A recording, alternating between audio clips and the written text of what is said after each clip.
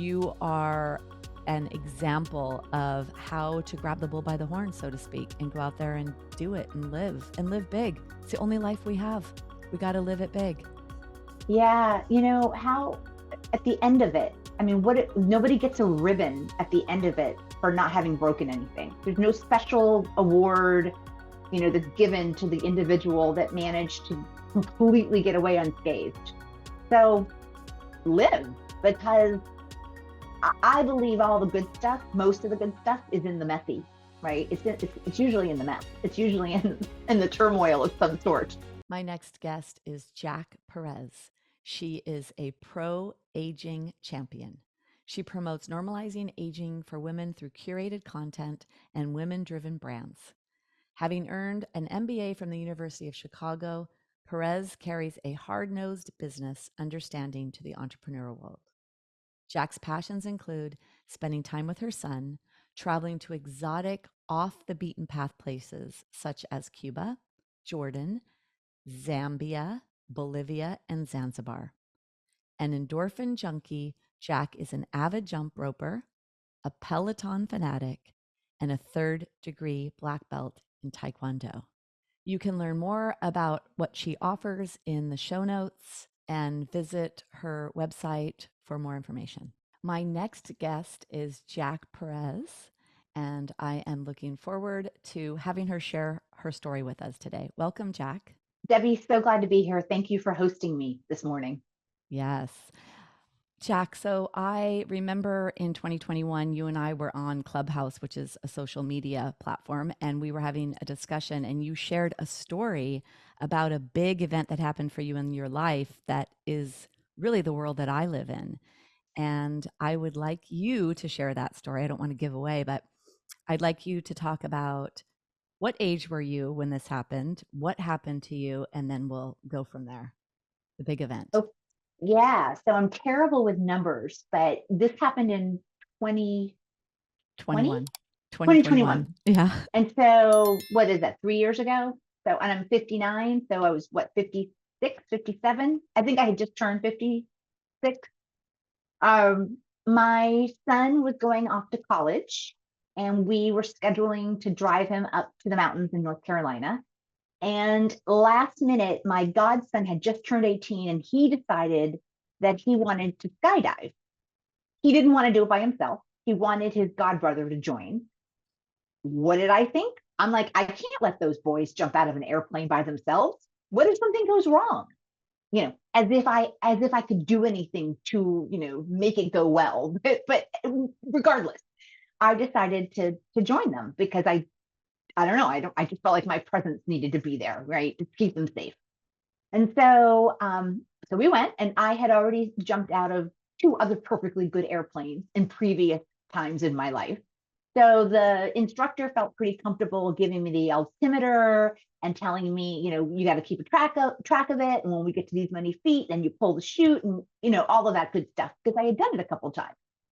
So I'm the last one to jump. My son and my godson had gone first, and we jumped, and I get to pull the ripcord, and I'm flying the parachute. It's super cool. I'm loving it. We're getting near to the ground, and he says, I should probably take over. And I'm like, yeah, you probably should, because I don't know what I'm doing. Regardless, so he takes over, and something went wrong. Debbie, I don't know what went wrong. Something with the air current. I don't know what happened. But instead of coming in and smoothly sliding in like we would do, into a plate in baseball or softball, my body came down on the earth, and I heard it make a horrible sound, a sound that should never come from inside your body. And I literally sat on the ground and thought to myself, I've just ruined the rest of my life. I am now paralyzed.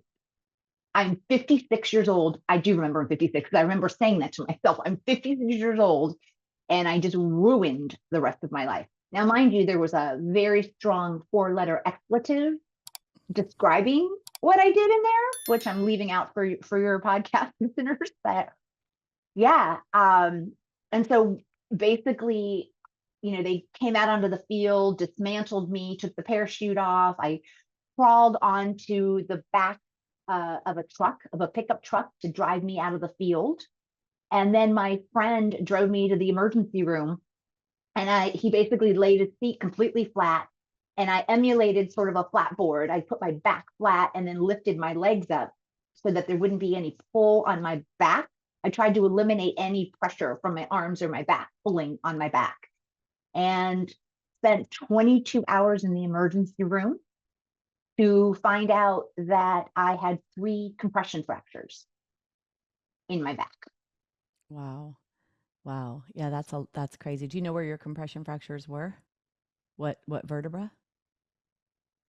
I did, and I want to say T5.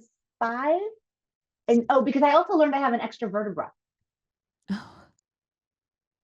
Wow. I have I think there's an extra one in there that I have, which I did not know I had. Wow. Yeah, well, so I specialize in bone health, and 50% of the fractures from osteoporosis are in the spine. They're compression fractures, yet not from skydiving. They're more likely from posture and malalignment throughout life, or improper movement can happen, make that happen as well. So, wow. Was there a lot of pain involved in that accident? There was an extraordinary amount of pain. I mean, I vomited, right? I mean, you know it's bad when you're vomiting. Yeah. And they left me without pain meds for 22 hours. So I did a lot of tapping, like to try to focus my energy elsewhere. I came out with a lot of bruises elsewhere because of all, it started getting pretty violent, like pinching myself and whatnot just to get through it.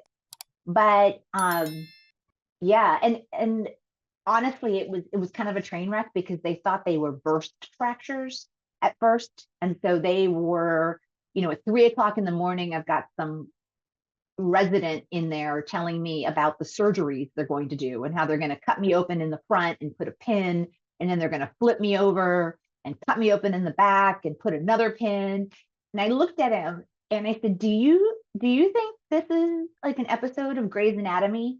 I need you to go get a grown up because I am not having this conversation with you. Wow. So their recommendation was surgery. Did you Well, end up? because they misread the MRI, and so they thought it was severe. They thought it was a burst fracture, which my partner was Googling at the hospital, and he got passion when he read what a burst fracture, with the implications of having a burst fracture. But it wasn't. It was just a compressed fracture, which I'm not trying to minimize it, but Right. it made the difference between my leaving the next morning of my own volition, ambulatory, with no brace, no surgery, versus what the rogue resident in the middle of the night decided that he thought might be fun. So Wow. Okay. So before this incident, did you know much about your spine or your spine bones or your bones in general? I knew enough to be a big, big weightlifter my entire life. So I started lifting weights around 16 or 17, was a bodybuilder in my 20s. Then, I've exercised my entire life, became a power lifter in my 50s. I know with 100% certainty that the reason that I fared as well as I did is because I had so much core strength to support my bones.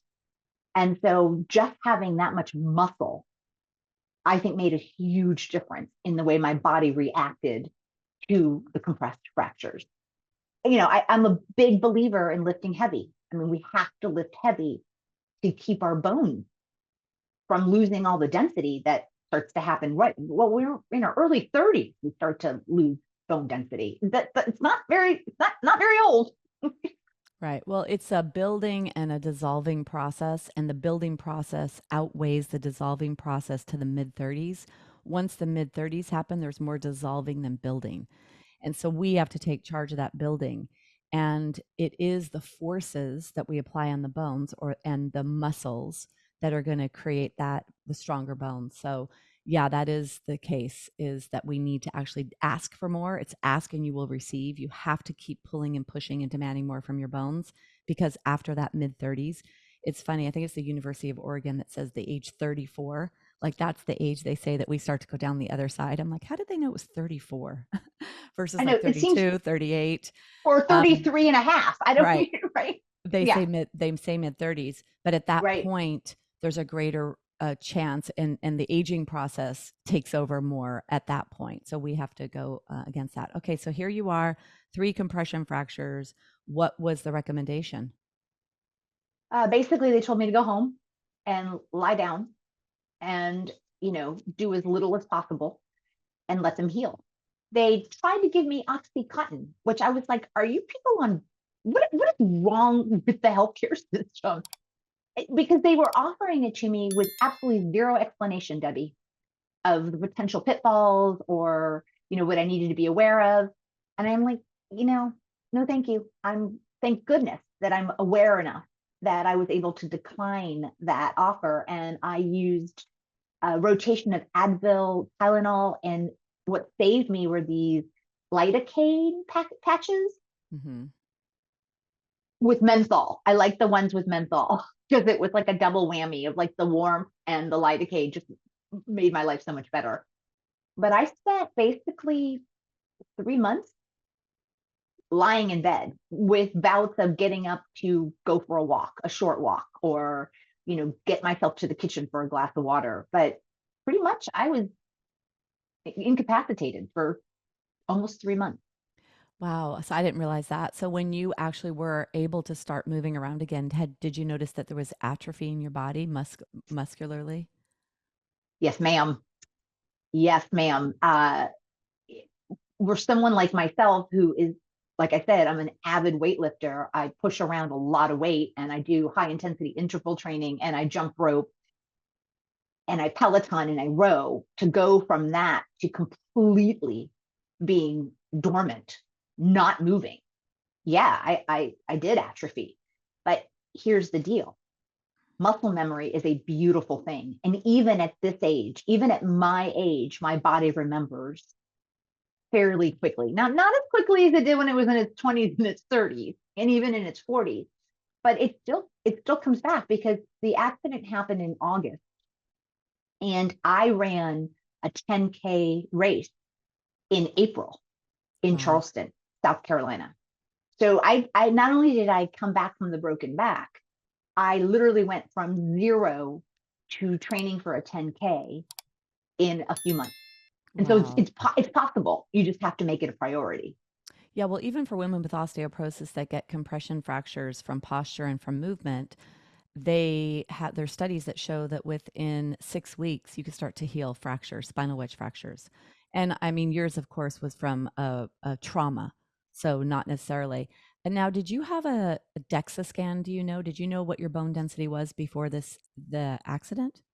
I don't remember if it was right before the accident because I did a bunch of screening, pre-screening tests, which I was very grateful for. I was offered an opportunity to do these lifeline screenings, and one of them was um, checking for osteoporosis, which it came back as something I needed to look at, which then prompted my physician to order a DEXA scan. And it turns out that I'm good. I'm what I'm doing seems to be working because I do have arthritis. I have really arthritic fingers.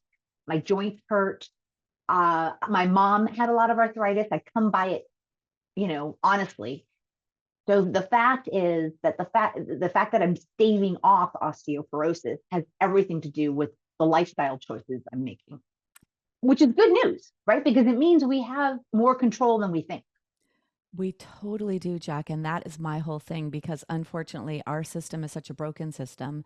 We do a DEXA scan, which, by the way, there's so much variability. And in some cases, I just interviewed a spine surgeon, and he was saying that in some cases, they believe it could even be 90% off.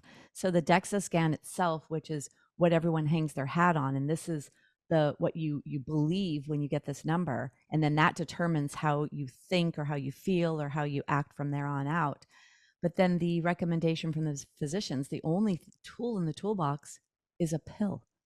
And then these pills have a whole bunch of horrible side effects. And then for people who are naturally minded, who are not going to take a pill, people who rip up prescriptions like myself, after every doctor's visit that I go to, there's very few prescriptions I'll take. Then that's it. And now they're, I hear you. I hear you. As I totally get it. I'm very minimalistic. I do take hormone replacement therapy. I'm on bioidentical hormone replacement therapy, and there's nothing you can do to take that from me. But I am the same way. I work really hard to stay away from pharmaceuticals in general. yeah, I do too. And I was even scared of hormone replacement. So 2 years into menopause, I hadn't gone on it yet. And as a functional health coach in my space, I was in Facebook once, and there was a physician's assistant that was also a functional health coach like myself running functional labs. And she said, without hormone replacement, you have a 1% chance of cancer. With hormone replacement, you have a 2% chance. And I thought, really, that's it? Give me the hormones. So the next doctor that I met, my new doctor, and I basically walked in and said, hi, my name is Debi Robinson. I want hormones. I mean, it was that quick. I'd love to share something with you. So Please. there's this new product. I interviewed a gynecologist who's super natural. She's on the East Coast, very naturally minded.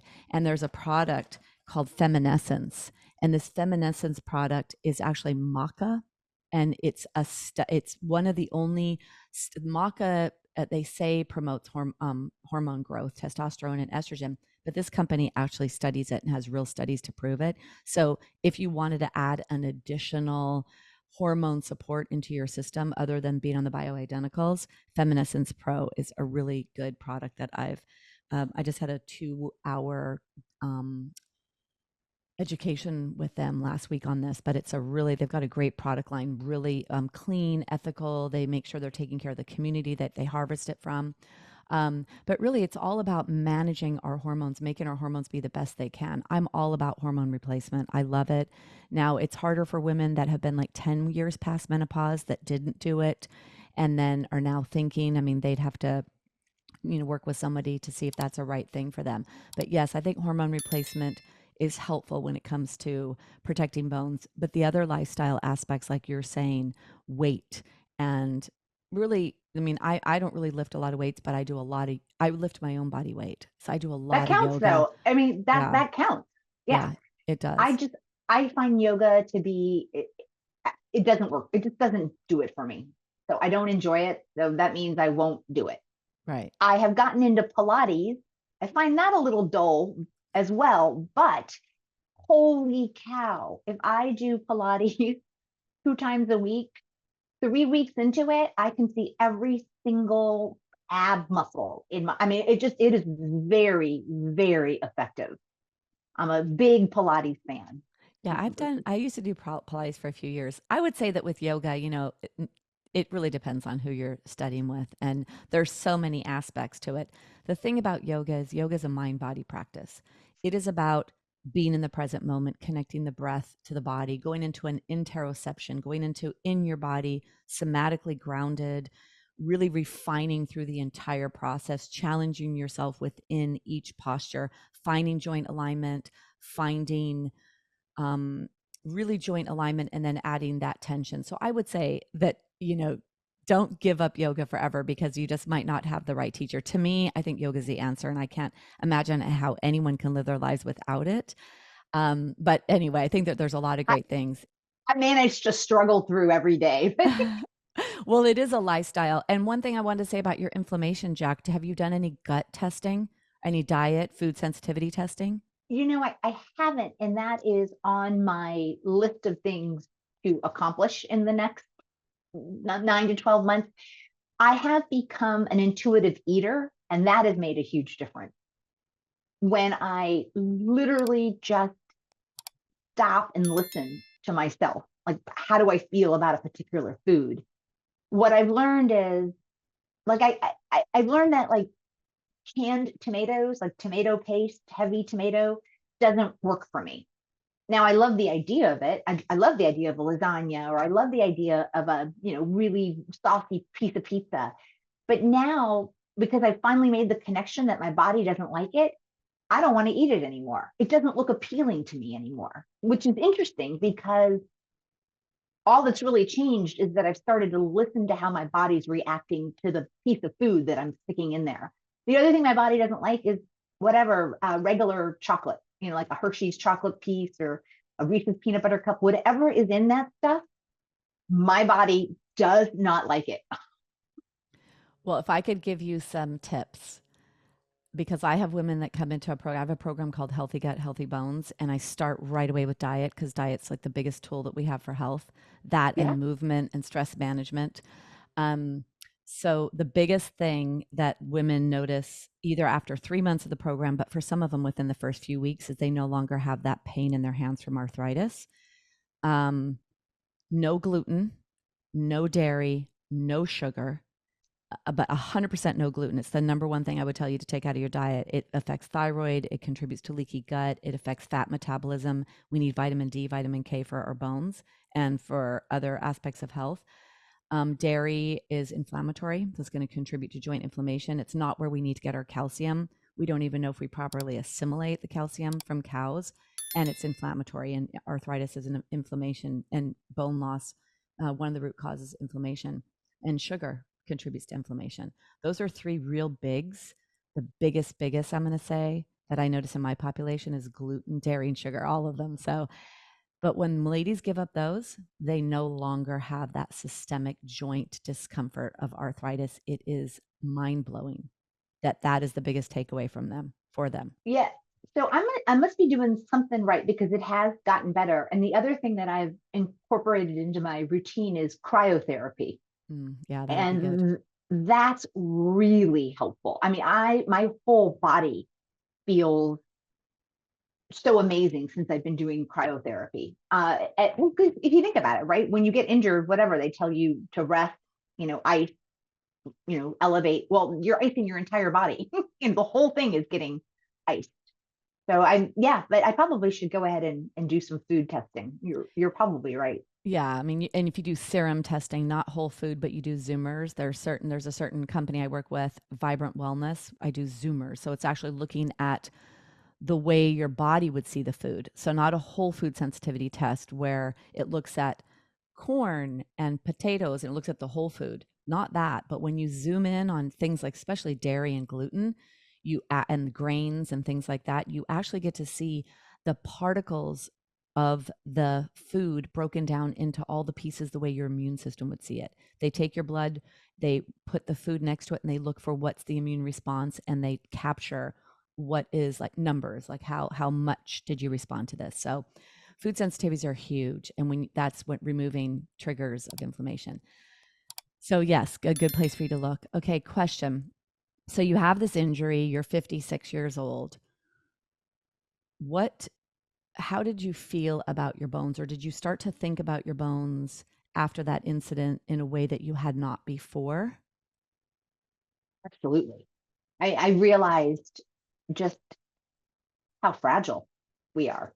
I loved how you said earlier that that it's a very common break for women, compression fractures, and that the skydiving part isn't what's common about it. Because I did get a whole lot of, oh, well, but I'm not going to jump out of an airplane, so I'll be okay. And I'm like, you could step off the curb, walk in the family dog, and break your back. You don't have to jump out of an airplane to break something. That's the problem.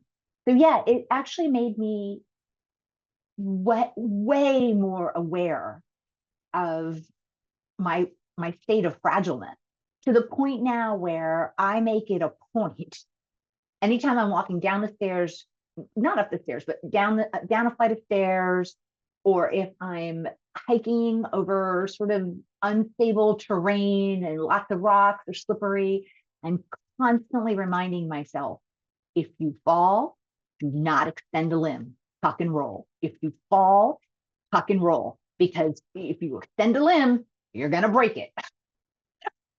So yeah, I'm way more aware now than I've ever been in my entire life because of that. Okay, so that's great. So it raised awareness, and that's definitely something that I would say as I'm listening to you speak from my own journey of having hip replacement. Um, so that's exactly what I would say. You're frozen. Oh yeah, it froze for a while. Okay, so let me just go back. I'm gonna look at where that was. All right.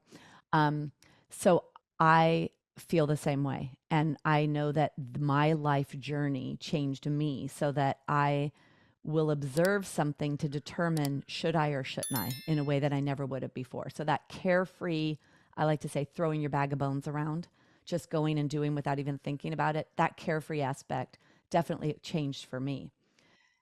And then, so there's that, and that's the initial, and I see that. And so then there becomes another crossroad. So you either decide that you're going to be an egg, fragile and breakable, and you stay in that space and you start doing less. And then when you move less, you lose more. And so that's a path and a journey many women go down.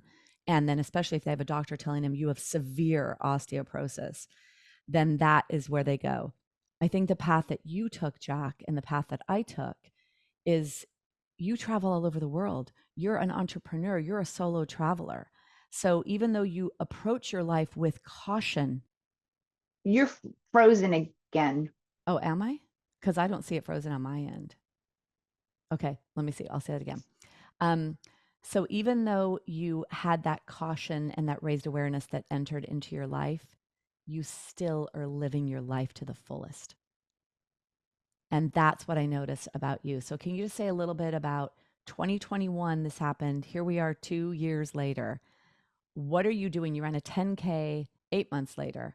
But since then, also, because I've seen you on Instagram and I know that you're going places and I think you're cold dipping and doing things, just a couple of examples of what a woman with a fractured spine in 3 places from jumping out of an airplane that, understands there's a fragility component or just a raised awareness that, oops, I could break, right?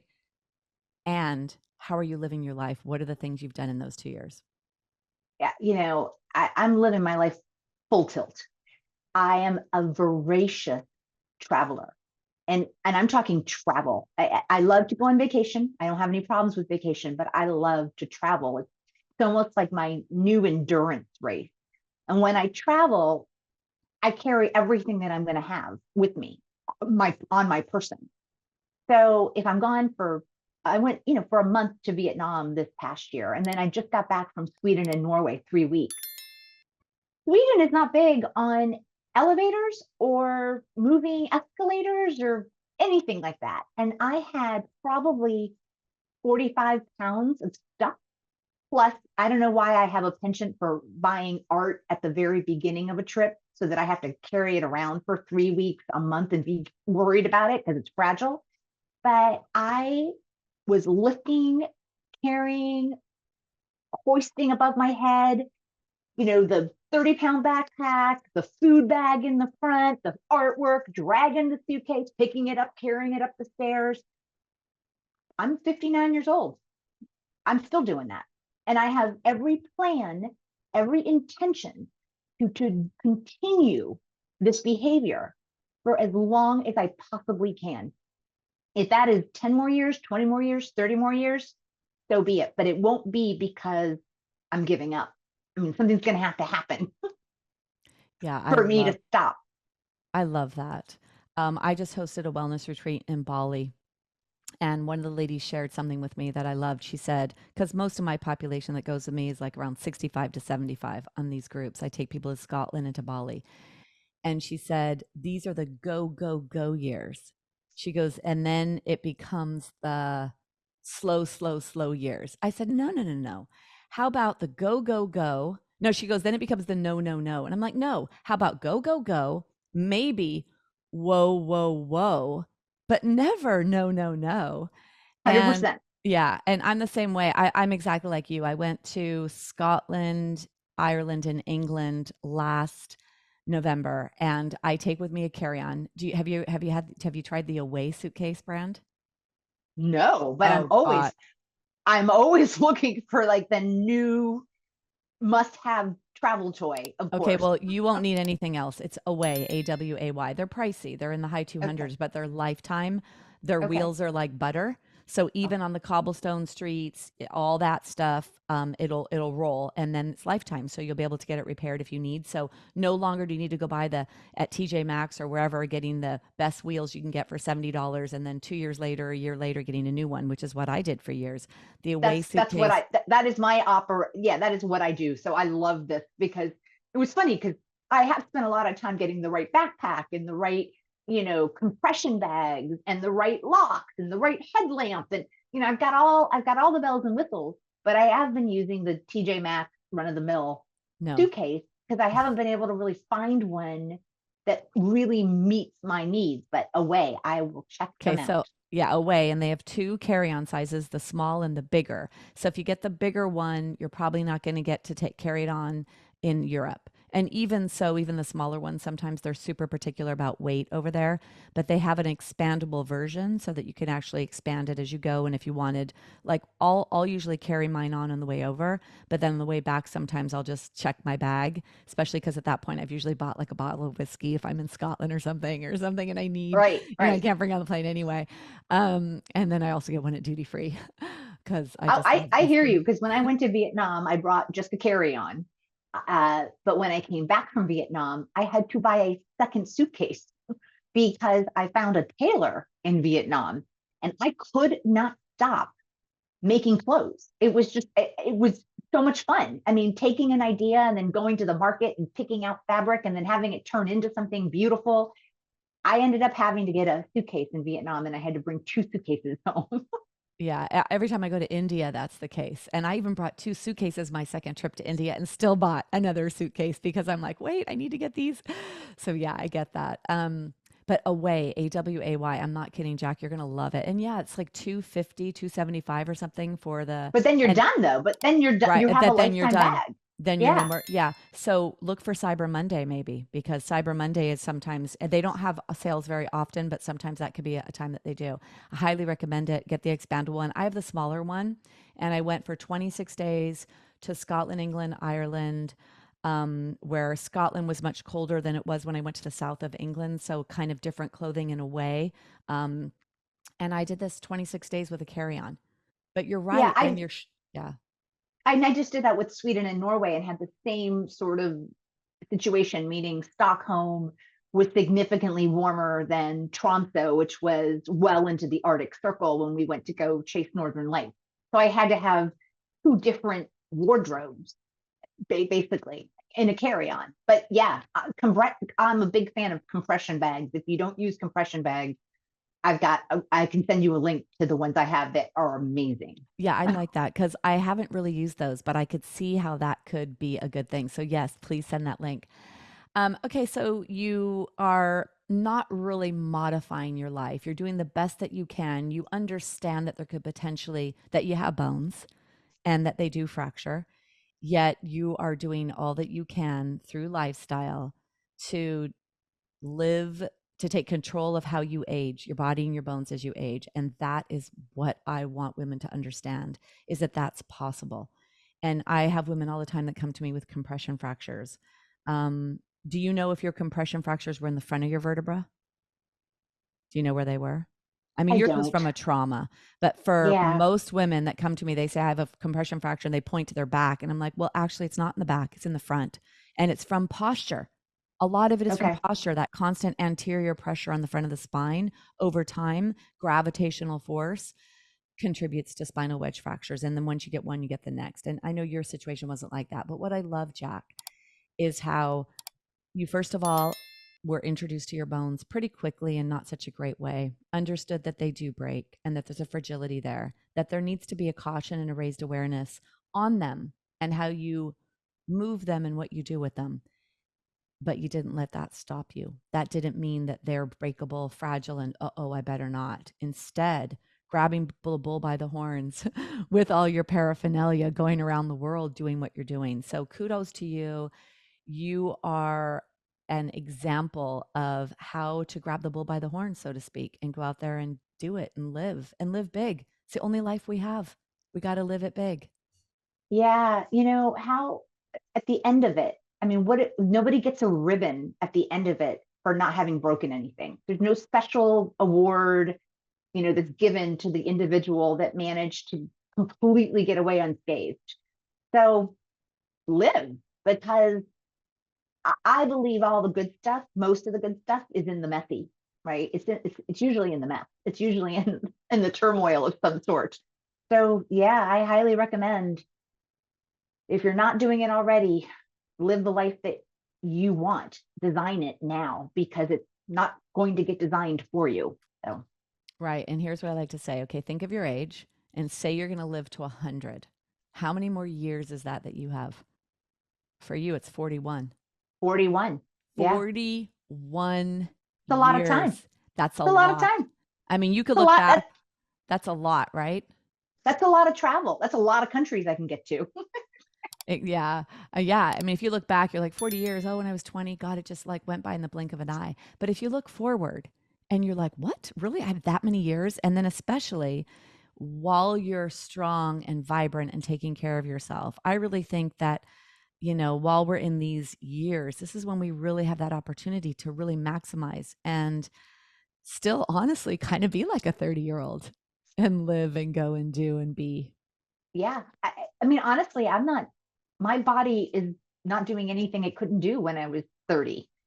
It's just, I'm wiser. It's kind of the best of all worlds, right? Because if you take care of your body and you are lucky enough not to have something awful go wrong that's beyond your control, and I totally get that that happens, um, you get to have a body that functions, plus you get all the smarts that come with all that extra time that we didn't have when we were in our 30s or even in our 40s, right?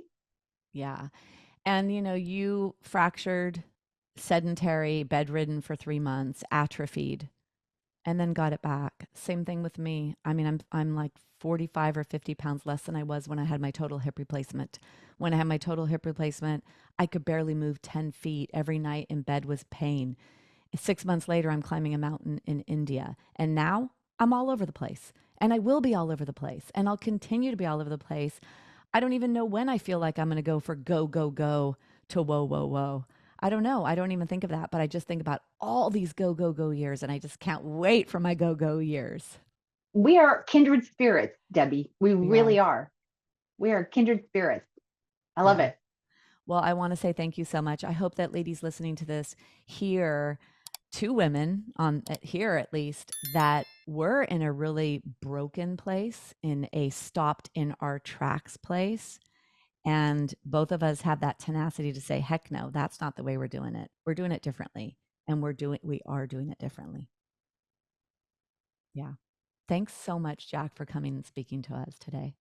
Oh, thank you, Debi, for hosting me. This was a pleasure. And if anyone is motivated and moved to take back their life because, they heard that we did and we are, and there's nothing particularly special about us. I mean, if we can do it, they can do it too. And so if we just motivate one woman to, go, go, go, rather than whoa, whoa, whoa, then I feel like, it's a victory. We've done our job. Right. All right. So you want to share what you do, how people can find you? Just a little. Oh, I know yeah. you do a million things. You don't have you could say whatever, but just, people want to follow you, understand who's this woman, Jack, and what is she up to? Well, the thing that I would love to share with your audience is that I run a digital platform dedicated to normalizing aging for women. So I'm focused on all the opportunities and challenges that present themselves for women in this second act of life. And we're talking not just the physiological changes that we've touched upon, which, arthritis, osteoporosis, menopause, but as you know, so many other things change at this time, right? If you've had kids, chances are they're leaving the nest. You may be dealing with aging sick parents at the same time that you have a teenager. So your teenager's stealing your car at 3 o'clock in the morning, and at 5 a.m., you get a call from the facility that your mom broke her hip, right? The largest percentage of divorces are issued by women after 50. The greatest number of entrepreneurs entering the marketplace. Take a wild guess. Yeah, women after 50. They are also the most successful entrepreneurs, by the way. Dating. What do you do? Let's say you did get a divorce and you want to date. How do you start dating again? How do you date with a dry vagina? Right? There are so many opportunities and challenges that I felt so alone and underserved, and I couldn't get wisdom and tips and tricks and hacks. Finally, I decided to put a repository together where we could bring the wisdom of women onto one platform so that we have access to it. And when I started the platform, Debi, I was the sole contributor.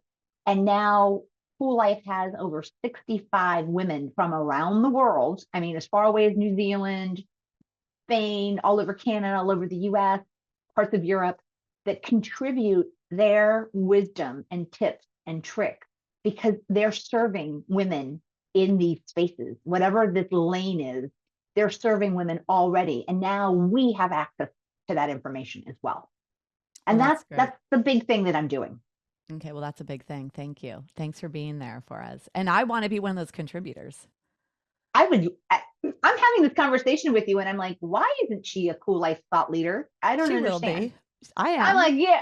I'm a Kuel Life thought leader. We're going to make you one. Absolutely. All right, Jack. Thanks so much. And to be continued. To be continued, my friend. Yes. Thank you so much for listening to Stronger Bones Lifestyle Podcast. Bone loss is not an inevitable part of aging. We don't have to just wait for it to happen. There is so much that you can do. And that is what you will learn each week on the show. Go to my website, debirobinson.com, if you want more information about what was shared in today's episode. At the bottom of this episode in the show notes, there will be links to whatever was shared. Please subscribe to this podcast. Share this podcast with your friends, your family, or any women that you think may be interested or benefit from the information we're sharing. Please rate the podcast. And if you have any questions you'd like asked or answered, I would love to hear from you. Let's do this, ladies. Let's change the way the world views osteoporosis and slow down, stop, or reverse our bone loss, take charge, and show other ladies what is possible. Thank you so much for joining me.